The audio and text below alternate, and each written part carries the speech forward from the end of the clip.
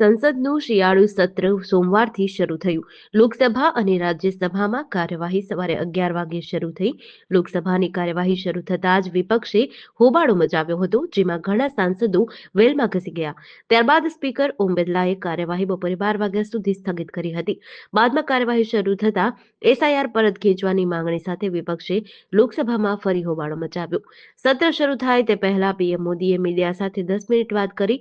તેમણે કહ્યું, હાલની ચૂંટણીમાં હાર બાદ વિપક્ષે હારની નિરાશામાંથી બહાર નીકળીને ગૃહમાં મજબૂત મુદ્દાઓ ઉઠાવવા જોઈએ. જો વિપક્ષ ઈચ્છે તો હું તેમને પ્રદર્શન કેવી રીતે કરું તે અંગે ટિપ્સ આપવા તૈયાર છું.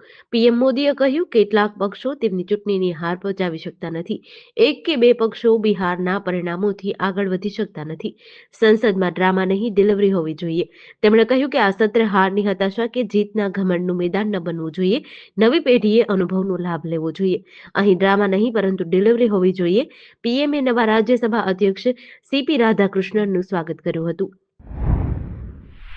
રાજ્યમાં કોઈ પણ વ્યક્તિ જો મકાન અને દુકાન જેવી મિલકત ખરીદવા માંગતી હોય તો બાંધકામ સાઇટના પ્રોજેક્ટની માહિતી મુજબ રિયલ એસ્ટેટ રેગ્યુલેટરી ઓથોરિટીની વેબસાઇટ પરથી મેળવવી પડે છે. મકાન કે દુકાન સહિતની મિલકત ખરીદવા આવનારા નાગરિકોને પ્રોજેક્ટના બાંધકામની માહિતી મળી રહે એ માટે હવે ફરજિયાત દરેક બાંધકામ સાઇટ પર ડેવલપર બિલ્ડર દ્વારા પ્રોજેક્ટને લગતી તમામ માહિતીનું બેનર, બોર્ડ, QR કોડ સાથે લગાવવાનું રહેશે. જો કોઈ પણ બિલ્ડર કે ડેવલપર આ નિયમનું પાલન નહીં કરે તો તેને દંડ કરવામાં આવશે. આજે 1 ડિસેમ્બરથી આ નિયમ લાગુ કરવામાં આવ્યો છે. કોઈપણ પ્રોજેક્ટના એલઓટી કે સંભવિત ગ્રાહકને પ્રોજેક્ટ સંબંધિત માહિતી રેરાની વેબસાઇટ પર ફક્ત પ્રોજેક્ટનો રેરા રજિસ્ટ્રેશન નંબર મારફત ઉપલબ્ધ થાય છે. નાગરિકો આ કાર્યપદ્ધતિથી અજાણ હોય છે અને પરિણામે તેમને ચોક્કસ માહિતી મળતી નથી. જાહેર જનતાને પ્રોજેક્ટને લગતી વિગતો જેવી કે રેરા રજિસ્ટ્રેશનની વિગતો, પ્રોજેક્ટના બાંધકામની વિગતો, પ્રોજેક્ટના સ્પેસિફિકેશન, એમેનિટીઝની વિગતો, રેરા કલેક્શન, બેંક એકાઉન્ટની વિગતો તથા પ્રોજેક્ટ લોનની વિગતો પ્રોજેક્ટના સ્થળે જ સહેલાઈથી ઉપલબ્ધ થાય એ માટે પ્રોજેક્ટના સ્થળે તમામ માહિતીના બોર્ડ, બેનર લગાવવા રેરા દ્વારા હુકમ કરવામાં આવ્યો છે. અમદાવાદના એસજી હાઈવે પર વધુ એક હિટ એન્ડ રનની ઘટના બની છે. આજે વહેલી સવારે ગાંધીનગરથી નોકરી જવા પર બાઇક પર નીકળેલા કથન ખર્ચર નામના યુવકને અજાણ્યા વાહન ચાલકે નિરમા યુનિવર્સિટી પાસે ટક્કર મારી હતી. યુવકને ટક્કર વાગતા ઘટના સ્થળે જ મોત થયું છે. SG1 ટ્રાફિક પોલીસે ગુનો નોંધી તપાસ હાથ ધરી છે. કથન ખર્ચર નામનો 21 વર્ષીય યુવક ગાંધીનગર ખાતે પોતાના મામાના ઘરે રહે છે. કથન YMCA પાસે આવેલી ખાનગી કંપનીમાં નોકરી કરે છે. કથન રોજની જેમ આજે વહેલી સવારે ગાંધીનગરથી બાઇક પર પોતાની ઓફિસ જવા નીકળ્યો હતો. નિરમા યુનિવર્સિટી પાસે પહોંચતા સવારે 6:30 વાગ્યાની આસપાસ કથનને અજાણ્યા વાહન ચાલકે ટક્કર મારી હતી, જેના લીધે કથન ગંભીર રીતે ઇજાગ્રસ્ત થતા તેનું ઘટના સ્થળે મોત થયું હતું. ટ્રાફિક પોલીસે અકસ્માત સર્જનાર અજાણ્યા વાહન ચાલકને શોધી કાઢવા સીસીટીવી ફૂટેજના આધારે તપાસ શરૂ કરી છે. સુરતમાં એક અત્યંત હૃદયદ્રાવક અને લાલબત્તી સમાન કિસ્સો સામે આવ્યો છે, જેણે દરેક વાલી અને યુવાનોને હચમચાવી દીધા છે. સ્પીડની મજા, મોતની સજા આ કહેવત સુરતના બ્રેડ લાઇનર સર્કલ પાસે સાચી પડી છે. માત્ર 18 વર્ષના વયના એક આશાસ્પદ યુવાન અને સોશિયલ મીડિયા ઇન્ફ્લુએન્સર પ્રિન્સ પટેલનું બાઇક અકસ્માતમાં મોત નીપજ્યું છે. આ ઘટનામાં સૌથી ચોંકાવનારી વાત એ છે કે મૃતકે પોતાના માત્ર 2 દિવસ પહેલા જ સોશિયલ મીડિયા પર એક રીલ પોસ્ટ કરી હતી, જેમાં તે મોત અને સ્વર્ગની વાતો કરતો હતો, જે આજે તેના માટે એક ભયાનક હકીકત બની ગઈ છે. પ્રિન્સ પટેલ પોતાની KTM બાઇક લઈને સુરતના યુનિવર્સિટી રોડ તરફથી આવતો હતો અને બ્રેડ લાઇનર બ્રિજ પરથી નીચે ઉતરી રહ્યો હતો. બ્રિજ ઉતરતી વખતે બાઇકની સ્પીડ એટલી વધારે હતી કે તેણે સ્ટીયરિંગ પરનો કાબુ ગુમાવી દીધો. કાબુ ગુમાવતા બાઇક જોરદાર ધડાકા સાથે ડિવાઈડર સાથે અથડાઈ હતી. પંચમહાલ જિલ્લામાં છેલ્લા 24 કલાકમાં ઝેરી દવા અને ડીઝલ ગટગટાવાના 4 બનાવો નોંધાયા છે, જેમાં એક 55 વર્ષીય આધેડનું મોત થયું છે. આ ઉપરાંત ગોધરા શહેરમાં રખડતા અને હડકાયા શ્વાનોએ એક જ દિવસમાં 6 લોકોને બચકા ભર્યા હતા. તમામને ગોધરા સિવિલ હોસ્પિટલે સારવાર માટે દાખલ કરાયા છે. મહીસાગર જિલ્લાના બાલાસિનોર તાલુકાના દેવ ગામે રહેતા ભરતભાઈ લાલાભાઈ ચૌહાણે પોતાની ખેતરમાં કોઈ કારણસર ઝેરી દવા પીધી હતી. તેમને તાત્કાલિક બાલાસિનોર CRC સેન્ટર ખાતે લઈ જવાયા હતા, જ્યાંથી તેમને ગોધરા સિવિલ હોસ્પિટલે રિફર કરાયા હતા. સારવાર દરમિયાન તેમનું મોત નીપજ્યું હતું. અન્ય બનાવમાં ગોધરા તાલુકાના બખર ગામના અરવિંદભાઈ બળવંતસિંહ પટેલે અગમ્ય કારણોસર ઝેરી દવા પી લીધી હતી. શહેરા તાલુકાના બોડીદરા ખુર્દ ગામના મહેશભાઈ લાલાભાઈ વણકરને પણ ઝેરી અસર થઈ હતી. ઘોગંબા તાલુકાના મોગદરા મંદિર ફળી સિમલિયા ખાતે રહેતી તેજસ્વીબેન નરેશભાઈ બારિયા રમતા રમતા ડીઝલ પી ગયા હતા. મહેસાણા જિલ્લામાં શંકાસ્પદ પરિવહન કરતા વાહનો મામલે લોકોમાં ભારે ભય સતાવતો હતો. આ મામલે અહેવાલ બાદ મહેસાણા જિલ્લામાં પોલીસ તંત્ર એક્શન મોડમાં આવ્યું છે. પોલીસે વિવિધ જગ્યાએથી નંબર પ્લેટ વગરના તેમજ બ્લેક ફિલ્મવાળા વાહન ચાલકોને પકડી તેમની સામે કાર્યવાહી કરી છે.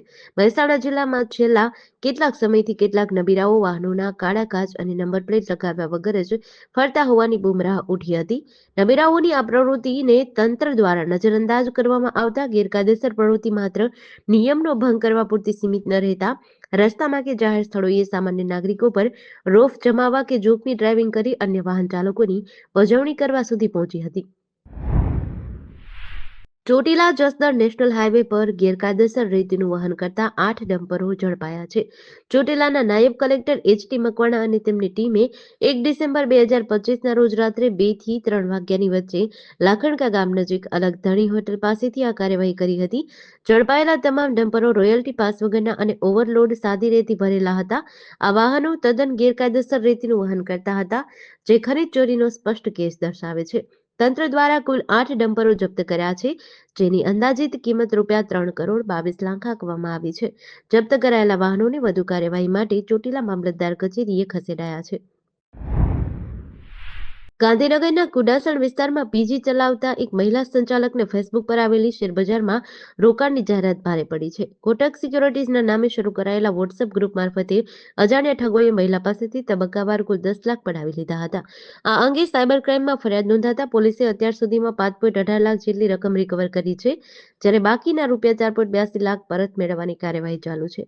કોલ કરનાર ઇસમને રક્ષાબેનને શેરબજારમાં રોકાણ કરવાની લાલચ આપી એક લિંક મોકલી, જે લિંક પર ક્લિક કરતા જ કોટક નિયો નામના સિમ્બોલવાળી એપ્લિકેશન ઓપન થઈ હતી, જેમાં રક્ષાબેને રજીસ્ટ્રેશન કરાવ્યું હતું. ત્યારબાદ 12 નવેમ્બર 2024ના રોજ રક્ષાબેને સૌપ્રથમ 30,000 રોક્યા હતા. આમ શેરબજારમાં રોકાણનો સિલસિલો શરૂ થયો. બાદમાં તેમને ભારતી લેંગવાલ નામની વ્યક્તિના વોટ્સએપ કોલ આવતા તેમણે 60,000નું વધુ રોકાણ કર્યું. 12 નવેમ્બરથી 2 ડિસેમ્બર સુધી અલગ અલગ બેંક ખાતાઓમાં રક્ષાબેને તબક્કાવાર કુલ 10 લાખ જમા કરાવી દીધા હતા. આજે રાજ્યમાં 10.4 ડિગ્રી સેલ્સિયસ સાથે કંડલા સૌથી વધુ ઠંડુ રહ્યું છે. છેલ્લા 24 કલાકમાં નલિયાના લઘુત્તમ તાપમાનમાં 1.2 ડિગ્રી સેલ્સિયસનો વધારો થયો છે. અનેક શહેરોમાં લઘુત્તમ તાપમાનમાં 1 થી 2 ડિગ્રી સેલ્સિયસનો વધારો જોવા મળ્યો, તો કેટલાક શહેરોમાં ઠંડીનો પારો ગગડ્યો છે. હાલ રાજ્યમાં બેવડી ઋતુનો અનુભવ થઈ રહ્યો છે. ખાસ કરીને વહેલી સવારે અને રાત્રે ઠંડી અનુભવાય છે, જ્યારે બપોરના સમયમાં ગરમીનો અનુભવ થાય છે. સતત ઠંડુ રહેતું શહેર નલિયામાં ગઈકાલે 14.8 ડિગ્રી સેલ્સિયસ લઘુત્તમ તાપમાન નોંધાયું હતું. લઘુત્તમ તાપમાનમાં છેલ્લા 2 દિવસથી સતત 1 થી 2 ડિગ્રીનો વધારો નોંધાયો છે, જેથી ગરમીનો અનુભવ થઈ રહ્યો છે. જામનગરના મોટા પીર ચોક વિસ્તારમાં કાલાવડ નાકા બહાર એક જૂનવાણી મકાનની છતનો હિસ્સો વહેલી સવારે લગભગ 3:45 વાગ્યે ધરાશાયી થયો હતો. આ દુર્ઘટનામાં મકાનના નીચેના ભાગમાં રહેતા એક મહિલા સહિત 2 વ્યક્તિ કાટમાળ નીચે દબાઈ ગયા હતા, જેમને બહાર કાઢી સારવાર અર્થે ખસેડાયા હતા. ઉપરના માળે રહેતા એક મહિલા અને 2 બાળકને સુરક્ષિત રીતે બચાવી લેવાયા હતા, જેથી ધરાશાયી થયેલા મકાનના કાટમાળ નીચે દબાયેલા લોકોમાં 58 વર્ષીય રઝિયાબેન અબ્દુલભાઈ સાટી અને 61 વર્ષીય હુસેનભાઈ મુસાભાઈ સાટીનો સમાવેશ થાય છે. કાટમાળ પડવાના કારણે બંનેને નાની મોટી ઈજાઓ થઈ હતી. રઝિયાબેનને કપાળ અને નાકના ભાગે ઈજા થતા લોહી નીકળ્યું હતું. ઘટનાની જાણ થતાં જ ફાયર બ્રિગેડની ટીમ તાત્કાલિક દોડી આવી હતી.